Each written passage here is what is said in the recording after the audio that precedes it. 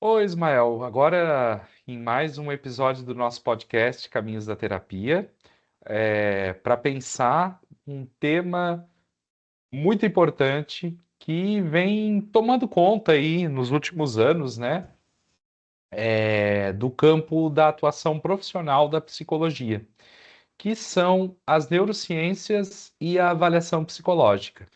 E será, né, Ismael? Às vezes eu fico me perguntando, será que a gente não está vivendo uma era de meio que formação de uma espécie de colonialismo perante as neurociências e a avaliação psicológica? Será que as pessoas não estão reduzindo toda a complexidade das experiências psicológicas a essas duas perspectivas? É uma reflexão importante, né, Ismael? Muito importante, Rodrigo.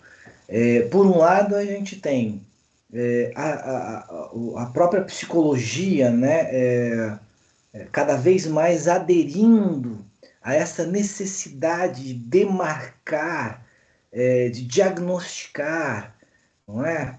De dar nome às problemáticas psicológicas, não necessariamente encontrar caminhos de tratamento, não Uhum. necessariamente encontrar caminhos que possam possibilitar um quadro de melhora, mas a demarcação, o dizer que alguém é de um jeito ou de outro, né? Vamos dar exemplo, por exemplo, hoje os diagnósticos de autismo, os diagnósticos de TDAH que estão em alta, é uma grande questão para a gente poder discutir. E por um outro lado, Rodrigo, nós temos as pessoas querendo ter um diagnóstico. Parece Uhum. que as pessoas querem saber o que elas têm, né? Porque isso justificaria os seus comportamentos. E falar um pouquinho sobre isso é muito importante, meu caro. Legal, né? Legal, Ismael. E só lembrando a galera, né, para curtir, se inscrever, compartilhar e propor temas também para o nosso podcast Caminhos de Terapia. Lembrando, pessoal, que nós estamos no Spotify e também no YouTube, né, Ismael? Muito bem, vamos então para mais um podcast Caminhos da Terapia, Rodrigo. Eu sou o Rodrigo Dias Soler, sou psicoterapeuta Eu sou Ismael Ferreira, sou psicoterapeuta. e esse é nosso podcast. Caminhos da Terapia.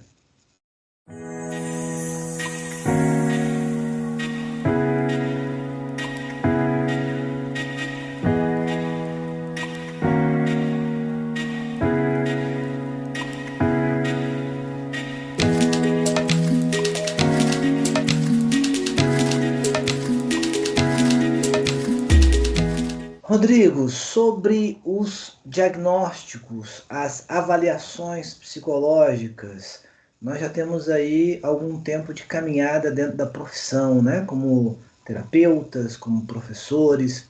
Eu acho que a gente já pode dizer algumas coisas do que a gente tem visto durante alguns anos.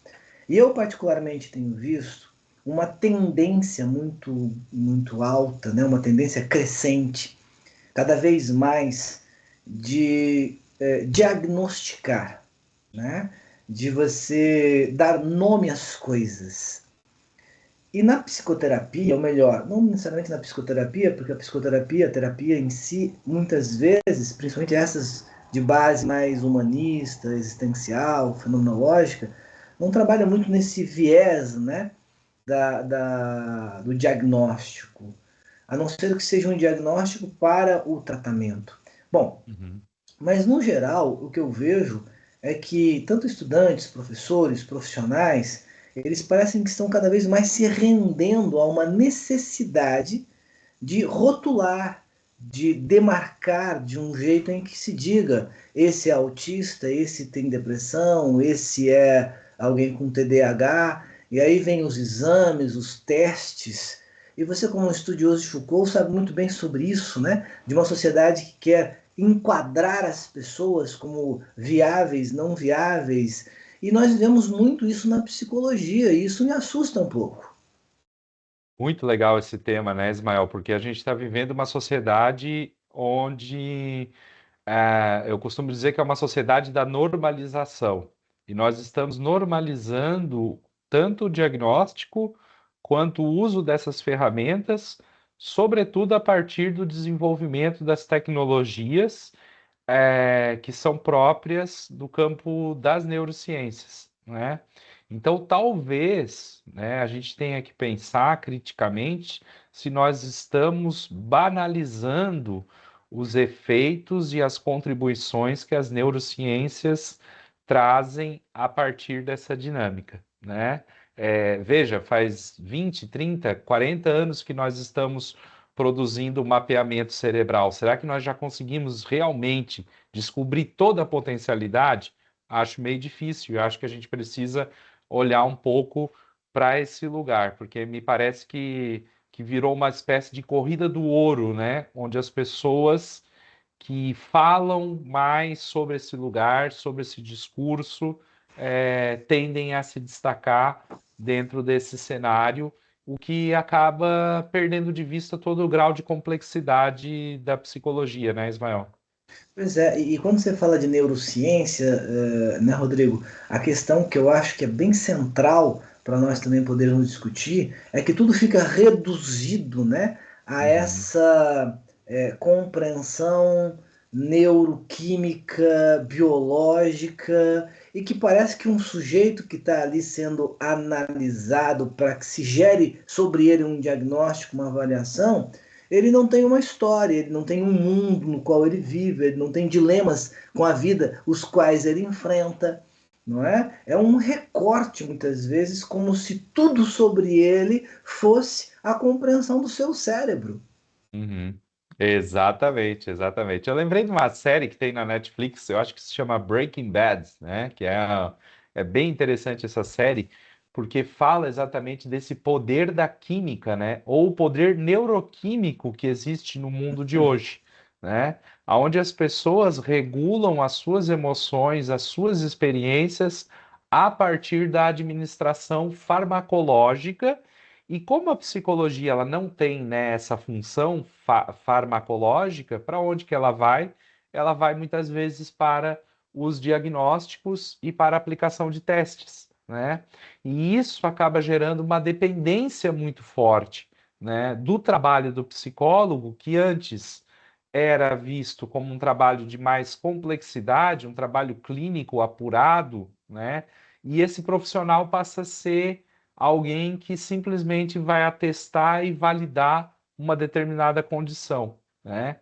É claro, não estamos aqui falando mal dos testes, nem dos psicólogos que trabalham com testes. Eu acho que a questão é muito maior do que isso, né?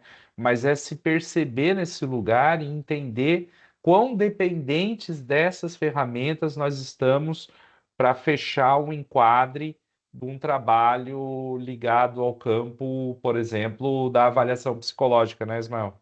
Pois é, e o quanto também, né, Rodrigo, que essas avaliações muitas vezes acabam só sendo feitas num reducionismo, né? Uhum, Neuroquímico, biológico, comportamental, uhum, como se o sujeito pudesse, ou a totalidade do que o sujeito é, pudesse estar ali. Tem até expressões, né, que as pessoas acabam usando meio que no popular. Por exemplo, o uhum, sujeito não é alguém que tem toda a sua complexidade como sujeito e que tem o autismo, e que tem uhum, o TDAH, e que tem uma depressão. Não, ele vira o autista, ele vira o próprio TDAH, ele vira o próprio depressivo, como se uhum, tudo sobre ele se reduzisse a isso, não é? uhum. E é uma questão para a gente poder compreender bem, porque as próprias pessoas, eu vejo elas se dizendo assim, né? Ó, eu não posso fazer isso porque eu tenho TDAH, eu não posso fazer isso porque eu tenho um traços de autismo, né? Eu não Uhum. posso fazer isso porque eu tenho depressão. Há uma limitação que o própria avaliação às vezes te dá, e há uma limitação que você se dá a partir de ter uma avaliação dessa. Exatamente, exatamente. Então, o que era para ser uma ferramenta se torna o motor principal, né? Exatamente. Então, é um ponto bem importante. É claro que as pessoas, elas hoje, né, Ismael, elas estão enfrentando uma série de dificuldades, né? Os desafios para você administrar, para você gerenciar, para você estabelecer relações são muito mais complexos do que há 20, 30, 40 anos atrás, né? Então, é como se a gente estivesse em várias frentes ao mesmo tempo, né, Ismael? Mas a psicologia ela tem um papel importante, que é um papel de fazer com que esse sujeito se observe nessas relações e consiga construir uma experiência saudável nesse mundo contemporâneo. O que me parece muitas vezes, e aí eu acho que é bem importante destacar isso, é que esse movimento de dependência das atitudes cerebrais acaba deixando de lado outras perspectivas que são importantes, como os aspectos culturais, como as questões simbólicas, né? Como a estrutura da organização dos afetos e das emoções, né? E tudo isso vai sendo deixado de lado, e até uma pena, né, que muitas vezes a gente escute de alguns profissionais da própria psicologia que isso não é importante. Então, veja só, eu às vezes fico chocado assim quando eu vejo psicólogos que vão falar que as emoções têm um papel secundário em detrimento à avaliação psicológica, né? Eu acho isso muito complicado, né, Ismael? Pois é, não, eu vejo. É interessante, Rodrigo, porque assim, qual é a compreensão que eu tenho? E aí, claro, eu falo como terapeuta, né?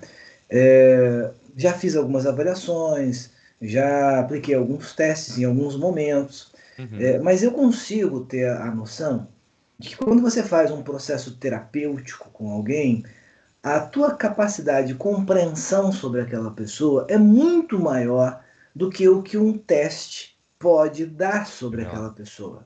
Porque o teste necessariamente será um recorte, uma avaliação Uhum. pontual, né? Agora, um acompanhamento terapêutico faz você conhecer a dimensão psicológica, desde comportamentos, desde questões ligadas à própria inteligência, questão mental, as emoções. Eu vejo, tá? De um modo muito mais profundo, exatamente porque você acompanha alguém durante um ano, dois, três, na é verdade? E esse acompanhamento ele te dá muito mais condições de compreensão sobre aquela pessoa. Então, Exatamente. só que, claro, é mais trabalhoso, é durante muito mais tempo, e talvez num mundo imediatista como o nosso, em que nós já discutimos esse ponto em algum momento aqui, né, do imediatismo desse mundo, a avaliação que é feita em dois, três, quatro ou um encontro parece que cabe mais à urgência do mundo, né? E a terapia não pode ser feita nessa urgência. Exatamente. É uma terapia, como, em homenagem ao nosso podcast, é um caminho. É um caminho. É um caminho, ela é um lugar a se percorrer, né? E ela tem uma função importante que vai além da questão de se descobrir qual é o seu diagnóstico. Eu acho que ela vai no sentido mesmo de trabalhar a questão da produção de um autoconhecimento. Porque quando a gente se autoconhece, se é que é possível usar essa expressão, há todo um processo que faz com que eu consiga direcionar as minhas ações de modo a produzir uma experiência funcional com esse mundo, né? O Uhum, autoconhecimento uhum. ele tem esse papel, né? Quer dizer, eu sei quem eu sou, eu consigo agora direcionar os meus movimentos, as minhas experiências a partir dessa relação, né? Então, eu sempre faço essa provocação com os meus pacientes. Olha, mas o que que tu está buscando com esse diagnóstico? Ele vai servir para você como uma espécie de guarda-chuva, onde você vai se abrigar para o resto da vida, ou ele vai ter uma orientação para você construir as suas experiências? São duas coisas diferentes, né, Ismael?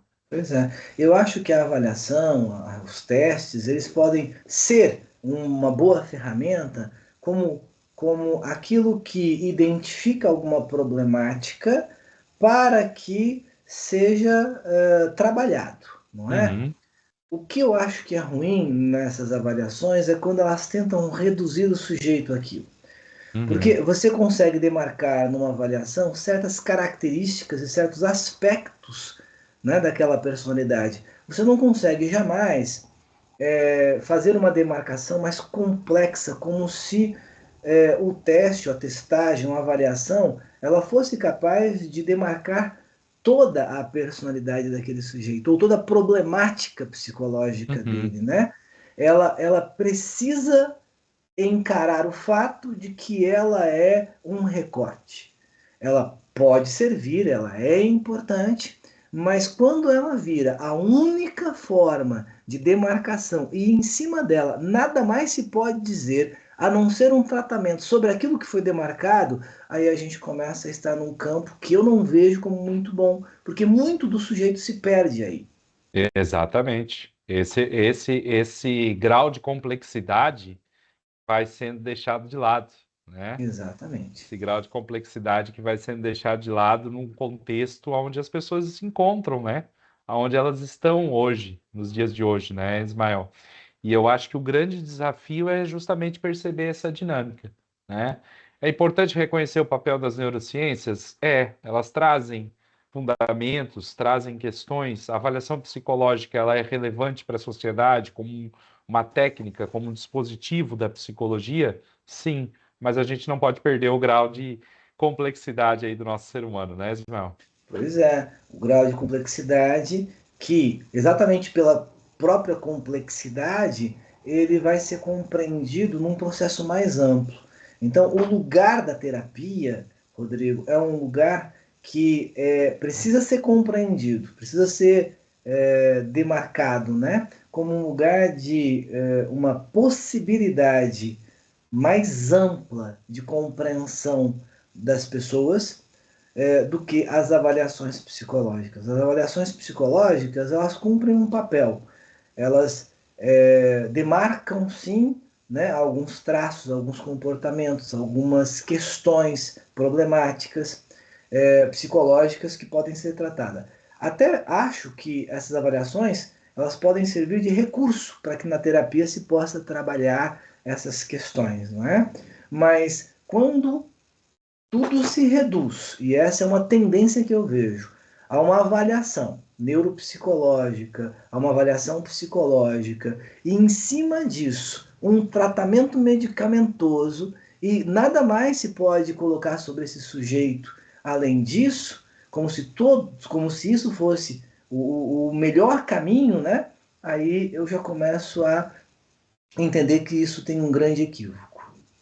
Exatamente, exatamente. E a gente tem que estar sempre pronto para entender esses movimentos e tentar, né, auxiliar as pessoas que nos procuram, no sentido até de desmistificar esse papel. Eu acho que é importante, né, destacar isso, né, Ismael? Muitas vezes é preciso causar esse estranhamento em relação à avaliação psicológica, né? Uhum. Às vezes, Rodrigo, eu tenho pacientes, talvez tu também tenhas, que eles chegam no consultório querendo saber, né? Bom, eu tenho certos comportamentos, será que eu tenho TDAH? Será que eu tenho autismo? Né? Eles querem saber, né? Parece que, e muitas vezes esse querer saber, ele já vem da própria, do modo como a psicologia encara essas coisas hoje, parece que está na linguagem do paciente. Esse querer saber não significa que há um caminho de tratamento, há só um caminho de diagnóstico, há só um caminho de demarcação. Isso. Então, ele quer saber para tomar uma medicação, ele quer saber para justificar as coisas a partir daquele diagnóstico que ele tem, não é? Ele não quer saber para poder dizer assim, bom, já que eu tenho isso, qual é o caminho do que eu posso fazer para eu melhorar isso em mim, Uhum. não é? Para eu conseguir curar isso em mim. Esse caminho eu vejo que é mais difícil. Eu acho, é a minha opinião, que há um movimento da própria psicologia de ir deixando de lado os processos terapêuticos, se rendendo à urgência do mundo, né? Porque os processos terapêuticos são mais longos, mais demorados, você resolve isso aos poucos. E há uma tendência das próprias pessoas, porque se não houvesse uma tendência das próprias pessoas em resolver rápido, né, as coisas, então isso não geraria demanda para a psicologia. Então as próprias pessoas e as outras ciências, né, a medicina, elas querem resolver as coisas com urgência e aí está dado um grande problema, a meu ver. Exatamente, exatamente. E a gente tem que se posicionar criticamente para entender esse movimento, né, Ismael? Esse é o lugar dos psicólogos que pensam, né, essa questão. Como isso pode estar ajudando aí a desenvolver essa questão junto aos nossos pacientes e às pessoas com as quais a gente procura, né? Uhum, isso mesmo, isso mesmo.